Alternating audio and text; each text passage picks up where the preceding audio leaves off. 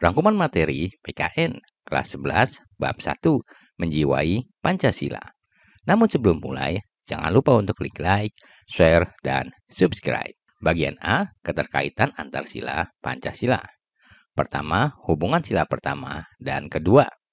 Dengan keterkaitan atas keduanya, Pancasila tidak hanya menghendaki setiap orang yang menjadi bagian dari bangsa Indonesia untuk meyakini dan menjalankan ajaran-ajaran agama yang dipeluknya, tetapi juga mengamalkan ajaran-ajaran tersebut dalam bentuk cinta atau kasih sayang kepada sesama manusia sebagai makhluk Tuhan yang Maha Esa.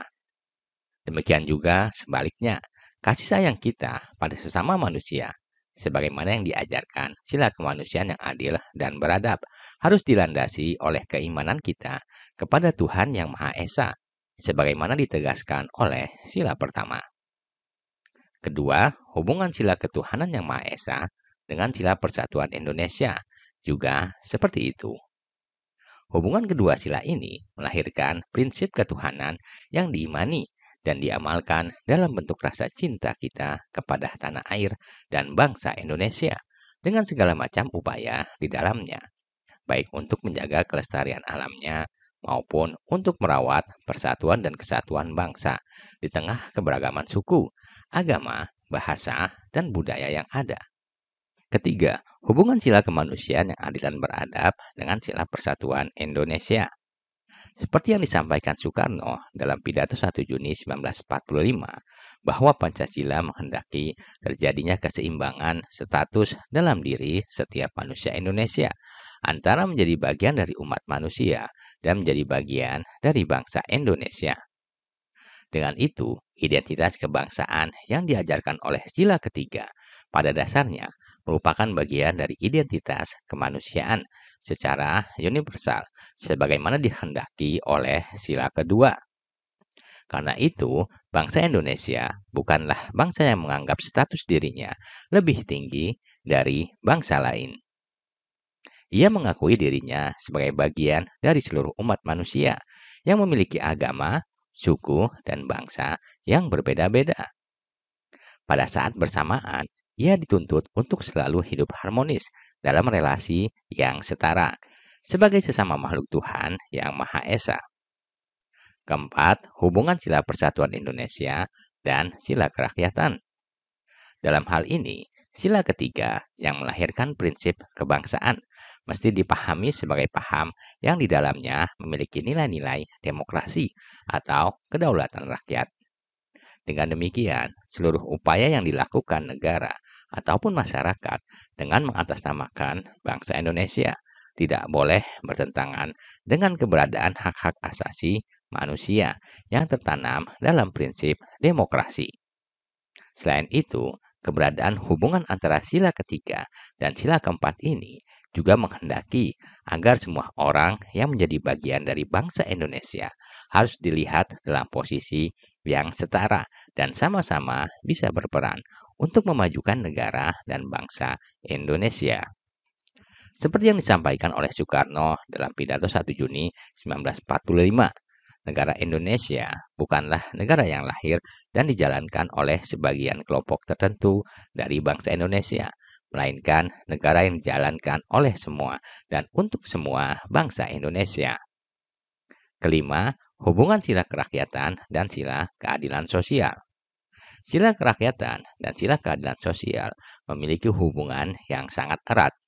Hal ini berarti bahwa prinsip demokrasi yang semestinya dijalankan di Indonesia tidak hanya dimaknai sempit dalam aspek politik yang biasa dicontohkan melalui penggunaan hak atau suara rakyat dalam pemilihan umum ataupun menyuarakan aspirasi atau pendapatnya di ruang-ruang publik. Lebih luas dari itu, prinsip demokrasi yang dijalankan juga harus mengikutsertakan aspek kesetaraan di bidang sosial ekonomi yang berujung pada terciptanya kesejahteraan hidup seluruh masyarakat Indonesia.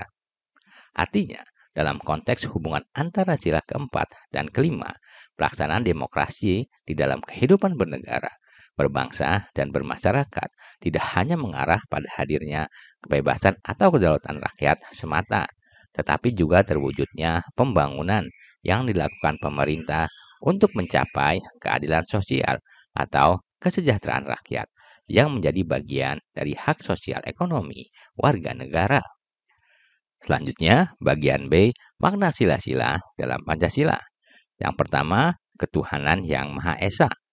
Ketuhanan berasal dari kata Tuhan, sedangkan yang Maha Esa bermakna maha segalanya, tiada sekutu baginya. Esa dalam zatnya, sifatnya, ataupun dalam perbuatannya. Negara Indonesia didirikan atas landasan moral luhur, yaitu berdasarkan ketuhanan yang Maha Esa. Sebagai konsekuensinya, negara menjamin warga negara dan penduduknya untuk memeluk dan beribadah sesuai dengan agama dan kepercayaannya, sebagaimana tertuang dalam pasal 29 Undang-Undang Dasar 1945 ayat 1 dan 2. Nilai ketuhanan mengajarkan agar meyakini ajaran agama masing-masing atau aliran kepercayaan yang dianut dengan penuh ketaatan menjalankan perintah Tuhan yang Maha Esa.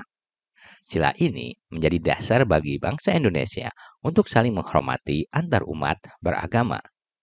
Jika mengimani Tuhan yang Maha Esa akan menggerakkan orang untuk memeluk nilai-nilai kemanusiaan. 2. Kemanusiaan yang adil dan beradab. Kemanusiaan yang adil dan beradab mengandung pengertian adanya kesadaran sikap dan perbuatan manusia yang didasarkan pada potensi budi ruhani manusia dalam hubungannya dengan norma-norma dan kebudayaan umumnya, baik pada diri pribadi, sesama manusia, maupun pada alam sekitar atau lingkungan. Manusia harus saling menghormati, tidak memandang rendah atau merendahkan satu sama lain, apalagi memperbudak sesama, karena di hadapan Tuhan, status manusia sama. Artinya, seluruh manusia diperlakukan sesuai dengan harkat dan martabatnya sebagai makhluk ciptaan Tuhan yang sama derajatnya, tanpa membeda-bedakan agama, suku, ras, dan golongan. Sila kedua ini mengajarkan bangsa Indonesia untuk memiliki sikap hormat terhadap sesama, serta menjamin terselenggaranya hak asasi manusia. Dasar kemanusiaan yang adil dan beradab menjadi kelanjutan perbuatan dari sila pertama, yakni ketuhanan yang Maha Esa. 3. Persatuan Indonesia. Persatuan berasal dari kata satu, yang berarti utuh, tidak terpecah-pecah. Persatuan mengandung pengertian bersatunya macam-macam corak yang beraneka ragam menjadi satu kebulatan.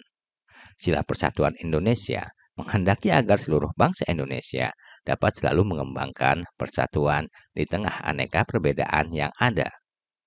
Selain untuk menciptakan kerukunan hidup di tengah masyarakat, persatuan juga menjadi hal utama yang perlu diwujudkan dalam keseharian demi cita-cita atau tujuan bersama bangsa Indonesia, yaitu kehidupan yang adil dan makmur. Cita-cita keadilan dan kemakmuran ini mustahil terwujud jika bangsa Indonesia hidup secara bercerai-berai. Di samping itu, sila Persatuan Indonesia juga mengajarkan bangsa Indonesia untuk cinta terhadap tanah airnya. Mengembangkan rasa cinta tanah air dengan mengedepankan kepedulian terhadap kelestarian budaya dan lingkungan alam seperti ini bermanfaat bukan hanya bagi kita yang hidup pada hari ini, tetapi juga bagi generasi penerus yang hidup di masa depan. 4. Kerakyatan yang dipimpin oleh hikmat kebijaksanaan dalam permusyawaratan perwakilan. Sila ini bermakna bahwa negara Indonesia adalah negara yang menganut demokrasi. Secara sederhana, demokrasi dapat dimaknai bahwa negara dan pemerintahan didirikan dari rakyat, oleh rakyat, dan untuk rakyat. Terkait dengan sila kemanusiaan, misalnya, pelaksanaan demokrasi di Indonesia harus bisa menjamin hak-hak asasi warga negara, di antaranya hak berserikat, berkumpul, serta mengeluarkan pikiran dan tulisan, sebagaimana yang dituangkan dalam pasal 28 Undang-Undang Dasar Negara Republik Indonesia tahun 1945. Tak hanya itu, jaminan hak asasi manusia juga harus dilakukan terhadap hak-hak lain yang terdapat dalam seluruh aspek kehidupan masyarakat, seperti agama, sosial, ekonomi, dan budaya. 5. Keadilan sosial bagi seluruh rakyat Indonesia. Sila ini bermakna bahwa pelaksanaan kehidupan berbangsa dan bernegara adalah untuk mewujudkan kehidupan seluruh masyarakat Indonesia yang adil dan makmur.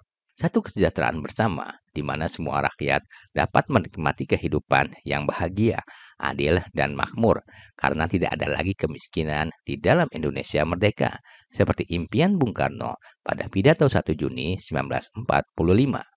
Dengan itu, sila kelima sebenarnya menjadi dasar sekaligus cita-cita yang hendak diwujudkan oleh negara ataupun kita semua sebagai bangsa Indonesia.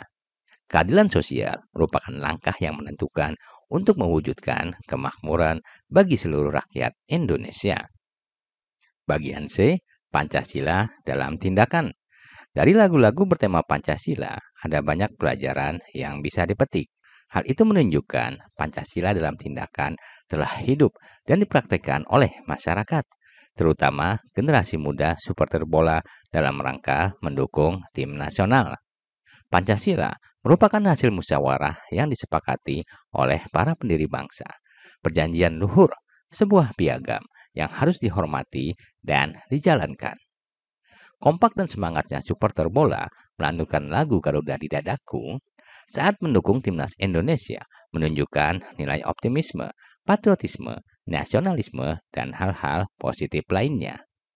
Ketika melihat bendera merah putih dikibarkan oleh supporter Indonesia, lalu menyaksikan para pemain sepak bola nasional memainkan aksinya di lapangan hijau dengan mengenakan kostum berlogo Pancasila, nasionalisme kita bangkit dan hati kita bergetar.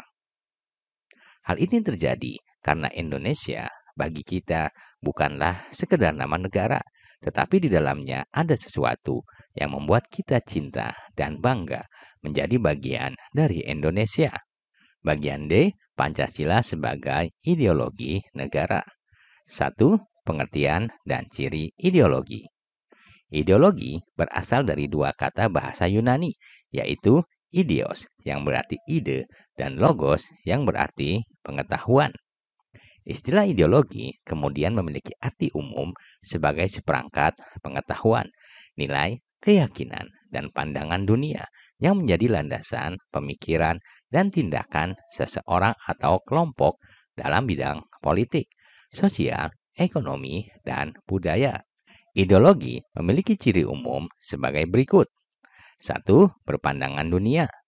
Ideologi memberikan suatu cara pandang terhadap manusia, masyarakat, budaya, ekonomi, agama, dan kekuasaan secara konsisten, terpadu, dan menyeluruh. 2. Mengandung nilai dan tujuan. Ideologi selalu mengandung nilai-nilai dan tujuan yang ingin dicapai atau diwujudkan. Biasanya, nilai-nilai ini berkaitan dengan kebangsaan, kemanusiaan, keadilan, kebebasan, kesetaraan, dan keamanan. Jadi berikutnya adalah berpengaruh pada kebijakan. Ideologi mempengaruhi pembentukan kebijakan dan pengambilan keputusan politik yang menyangkut hajat hidup orang banyak. Ideologi, misalnya, dapat mempengaruhi bagaimana bentuk dan peran pemerintahan, pembagian kekuasaan, distribusi kesejahteraan, pengelolaan lingkungan, dan pemanfaatan sumber daya alam. 4. Pemberi dan pembeda identitas. Ideologi dapat menjadi sumber identitas dan pembeda bagi satu individu atau kelompok dengan yang lainnya. Seorang individu atau kelompok dapat memaknai dirinya dan orang lain melalui ideologi. 5. Pendorong perubahan sosial. Ideologi seringkali menjadi pendorong perubahan tatanan sosial dan politik. Dalam hal ini, berkaitan dengan ciri, mengandung nilai, dan tujuan. Ideologi dapat dijadikan landasan bagi gerakan sosial atau politik yang ingin mencapai atau mewujudkan perubahan dalam masyarakat. 6. Ideologi bersifat adaptif dan kontekstual. Ideologi tidak kebal terhadap perubahan dan perkembangan yang terjadi. Dalam hal ini, ideologi mampu merespon tantangan-tantangan tanpa mengubahnya menjadi sesuatu yang lain. 2. Pancasila sebagai ideologi Negara Republik Indonesia. Pancasila berkedudukan sebagai ideologi Negara Republik Indonesia karena Pancasila merupakan kepribadian bangsa Indonesia. Tujuan negara Indonesia tidak akan tercapai apabila bangsa Indonesia menjadikan ideologi selain Pancasila sebagai ideologi negara. Sebab itu sama halnya mengingkari kepribadian, keberadaan, dan tujuan negara Indonesia itu sendiri. Pancasila berkedudukan sebagai ideologi negara karena kepribadian bangsa Indonesia mencerminkan nilai-nilai Pancasila. Sebagai ideologi negara, Pancasila juga memberikan tuntunan bagi arah dan tujuan negara Indonesia yang hendak dicapai. 3. Pancasila sebagai meja statis dan lodestar dinamis. Dalam Pancasila Dasar Negara, kursus Presiden Soekarno tentang Pancasila, Soekarno menegaskan bahwa Pancasila adalah meja statis dan lodestar dinamis. Kata lodestar berasal dari kata berbahasa Jerman, Lenser, yang berarti bintang penuntun. Sebagai meja statis, Pancasila dapat dikatakan sebagai titik yang mempertemukan dan mempersatukan keragaman bangsa serta mendasari ideologi dan norma negara. Sebagai lodestar, Pancasila menyediakan cita-cita, kemauan, dan kemampuan untuk mewujudkannya. Dalam konteks sebagai lodestar yang dinamis, Pancasila bukanlah dasar yang diam mematung, tetapi juga mampu menggerakkan dan mengarahkan bangsa Indonesia dalam merespon dan mengantisipasi tantangan-tantangan setiap zaman yang terus berubah. Pancasila tidak bersifat kaku, melainkan bersifat luas. Pancasila mampu membuat negara Indonesia mengatasi tantangan dan tuntutan yang ada dan mampu membuat negara Indonesia bersifat adaptif terhadap tantangan zaman tanpa harus meninggalkan prinsip-prinsip yang mendasarinya dan cita-cita yang ingin dicapai olehnya. Inilah yang dimaksud oleh Pancasila sebagai lodestar dinamis.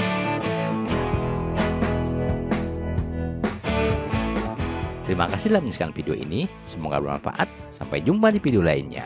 Jangan lupa untuk klik like, share, dan subscribe.